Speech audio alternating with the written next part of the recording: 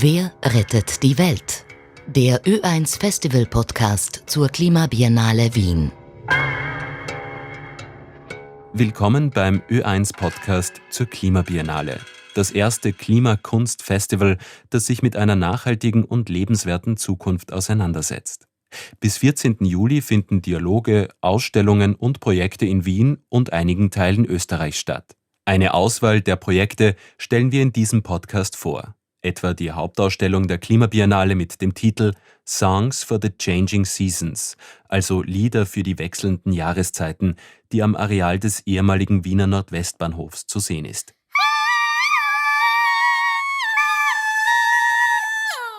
Songs for the Changing Seasons heißt auch jenes Musikstück, das im Eingangsbereich der Ausstellung durch die Lautsprecher tönt. Eine Komposition der Künstlerin Sophia Jernberg. Sie beschäftigt sich in ihren Soundarbeiten mit unkonventionellen Techniken, Klänge zu erzeugen. Etwa mit nonverbaler Vokalisierung, gespaltenen Tönen, tonlosem Gesang und Verzerrungen.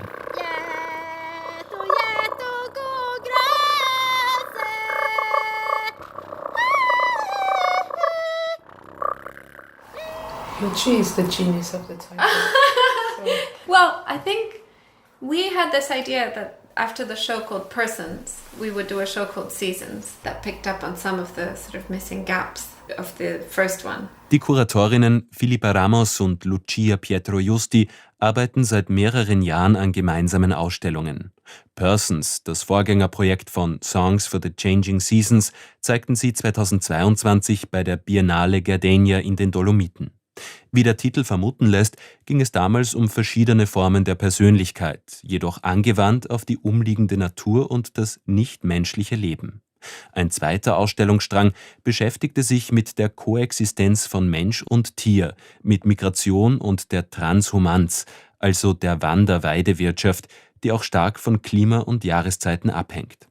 Der immer schnellere Wechsel dieser Jahreszeiten war eine Ursache für die Folgeausstellung bei der Klima Biennale Wien, sagt Lucia Pietrojusti. It's very interesting because what defines environmental breakdown and climate disaster really is also the fact that a position that we might hold culturally today might need to shift quite substantially as the planet shifts, right?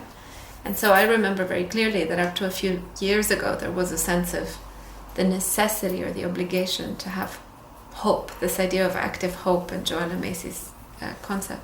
But then something started to set in as well as, you know, we're looking at things like 1.5 degrees of warming becoming less and less probable. And we have to account for what those transformations also mean in terms of human and non-human lives and landscapes and livelihoods. In Songs for the Changing Seasons denken Lucia Pietrojusti und Philippa Ramos über die Unvermeidbarkeit der planetaren Veränderung durch den menschengemachten Klimawandel nach. Songs for the Changing Seasons ist keine Ausstellung, die sich explizit dem Thema Hoffnung annimmt. Sie ist aber auch das Gegenteil von Resignation oder Niedergeschlagenheit. The idea of using songs for the title of an exhibition is also thinking what a song is and what a song can do, and thinking about notions such as rhythm or musicality in relation to art. Sagt Kuratorin Philippa Ramos. Die Ausstellung sei eine Einladung zu einer Erfahrung, die über das Visuelle hinausgeht. Es gehe um Rituale, Gesten und Praktiken, die Kunstschaffende und Menschen im Allgemeinen anwenden, um sich auf eine Welt zu beziehen, die sich verändert. It's not catastrophe of an exhibition. It's a show that is thinking about these rituals, gestures, practices, and many of these practices are practices of relief, of closeness, of togetherness, and of even daily gestures that try to understand the ways in which forms of healing can be possible. Das Wort Heilung versteht Philippa Ramos nicht nur im spirituellen Sinne. Es gehe auch um materielle Heilung, um das Erschaffen neuer Lebensräume und das Umgehen mit unwiederbringlich veränderten Landschaften sowie die Zusammenarbeit von Menschen, aber auch anderen Lebewesen. So it's also an exhibition that looks at forms of desire and imagination and transformation that are, yes, assuming that the world is not only ending, but that many worlds have ended before what is happening now, and also imagining what positive ways can people also find to move forward. Auch wenn es in Songs for the Changing Seasons um den Umgang mit Veränderung gehe, so sei die Ausstellung keinesfalls als Beschwichtigung des Klimawandels und dessen Folgen zu verstehen, fügt Lucia Pietrojusti hinzu. I think it's important to be very specific when we're talking about this, because reaching 1.5 degrees, but even reaching 1.5 degrees of warming means something very, very different if you live on the front lines of climate breakdown or not. And it's absolutely devastatingly catastrophic if you are on the front lines of that climate disaster. And this is a conversation that always goes on at international policymaking conferences, because the powerful countries decide which degrees is acceptable, and of course condemns hundreds of thousands, if not millions of people to displacement or, actual existential risk. So I don't think the show would ever try to say that even if things change, it will be fine. Geschichten über Kulturen seien das verbindende Element zwischen Welten, die zu Ende gehen, und jenen, die neu entstehen. Erinnerungen an frühere Zivilisationen sind stets in Kulturen eingearbeitet, sagt Lucia Pietrojusti. So in the ends of worlds and the beginnings of other worlds, culture sits right there in the middle, encoding memory, basically. In my view, there's a question at the bottom of the show, which is a question that I ask myself all the time, which is about the function and the role of culture in the face of ecological questions or environmental breakdown or multi-species planet, for example. Songs for the Changing Seasons ist keine Ausstellung, die Menschen mit Informationen überlädt und didaktisch auf den ökologischen Pfad bringen möchte, sondern Hinweise und Inspirationen liefern soll. Eine Schau, die in Zeiten des Übergangs Gefühle wie Hoffnung, Trauer, Angst und Unsicherheit aufgreift, aber auch auf etwas Neues einstimmt. Im großen Ausstellungsraum finden zahlreiche der insgesamt 13 Kunstprojekte aus den verschiedenen Erdteilen Platz. Auf einer langen Tafel sind da etwa kunstvolle architektonische Modelle von Vogelhäusern, Taubenschlägen und Fledermaustürmen zu sehen. The City of Birds, so lautet der Titel der Arbeit, die vom Studio Ossidiana, bestehend aus Giovanni Bellotti und Alessandra Covini, entwickelt wurde. And they've been making a huge research on the kind of structures that over centuries people have been building to observe, also hunt and watch birds. So it's either towers to keep pigeons or towers to attract birds and hunt them, or towers for bird watching. And they build them, many of them are a sort of a tribute to different traditions of art, from Memphis to an Italian artist. Die kleinen, schmuckvollen Vogelhäuser dienen dem Studio Ossidiana als Vorlage für reale Projekte, erzählt Filipa Ramos.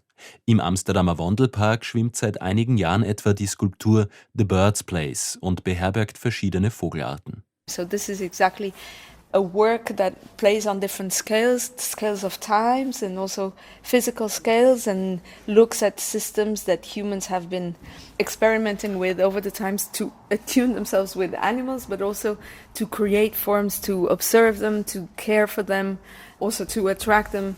And it's also one of these works that we see this continuation of a study of relationships, on the one hand of reparation, of care, and on the other also of histories of some violence done to animals, and we think that this tension is also important. Ein eigens für die Ausstellung gestaltetes Buch gibt Besuchern Einblicke in die Geschichte der Vogelhaltung und zeigt Inspirationsquellen, aus denen Giovanni Bellotti und Alessandra Covini vom Studio Ossidiana in ihrer Arbeit schöpfen. So in the center, more or less, sort of 2/3 to the end, but central of the space, we have a structure, a blue structure, that holds sculptures made of bread. And they are the works of a young artist from the north of Chile called Natalia Montoya. Erklärt Lucia Pietrojusti beim weiteren Ausstellungsrundgang. Natalia Montoya lebt und arbeitet in der chilenischen Hafenstadt Iquique. In ihrer Ausstellung mit dem Titel Ayu, der aus der indigenen Sprache Aymara übersetzt so viel wie Geist oder Seele bedeutet, vereint sie traditionelle Praktiken Südamerikas mit der Vorstellungswelt der Alpenländer. This specific work looks at the tradition of the Tantawawa bread making, which is a tradition of funerary bread making in some of the Andean communities and regions of Latin America. And for this work, Natalia collaborated with a bakery in Vienna, so there are some elements of bread making and decorative, well, I suppose sculpture making through bread and decorative elements that hark back to the Andean tradition, and some of it that perhaps in some sense has a syncretic relationship with the Austrian tradition as well. Wenn man den bunt bemalten Figuren etwas näher tritt, dann kann man ihren Brotduft riechen. Natalia Montoya wird das Kunstwerk außerdem mit einer Botschaft versehen, erklärt Filipa Ramos. In the middle of this blue structure, she will also write a sentence in Aymara language, which is a language that is spoken across different people of the Andes, across Chile and Bolivia and Peru. And the sentence will read, "We will return in millions," which is a sentence that is still used today in the context of indigenous struggles. Lucia Pietrojusti ergänzt: And I think if there's some sort of, I suppose not explicit, but encoded awarenesses in this show, that's one of them, which is that so many places at the front line of extraction, for example, or environmental devastation, are places where indigenous peoples and communities live. And so that these struggles that are environmental struggles are also kind of social and political struggles as well, in real place, in real place with real people involved. And that, in fact, environmental activists at those front lines, particularly indigenous environmental activists, are at enormous risk of their own lives when they, advocate on behalf of their communities and their landscapes as well. Die Verbindung zwischen Ernährung und Umweltzerstörung ist auch in einem weiteren Ausstellungsprojekt präsent. Cooking Sections heißt das in London gegründete Künstlerduo, das landschaftliche Veränderungen durch Nahrungsmittel sichtbar macht. In der performativen Installation Salmon Feed Chains, also Lachs, Futterketten, rücken sie die verheerenden Umweltauswirkungen durch die industrielle Lachszucht in den Fokus. Ein silberner Dreharm, an dessen Ende ein Lautsprecher befestigt ist, zieht in der Installation seine Kreise. Zu hören ist ein Audiostück, das den Lebenszyklus der Zuchtlachse nachstellt. And so what it does is that invites visitors to turn around in order to listen to the stories that the arm has to tell you. And what the voice that comes out of this arm is going to tell you is exactly the experience and the reality that surrounds salmon farming in particular, which is something that Cooking Sections have been working on for many years since they started the research in Scotland, in the Isle of Skye.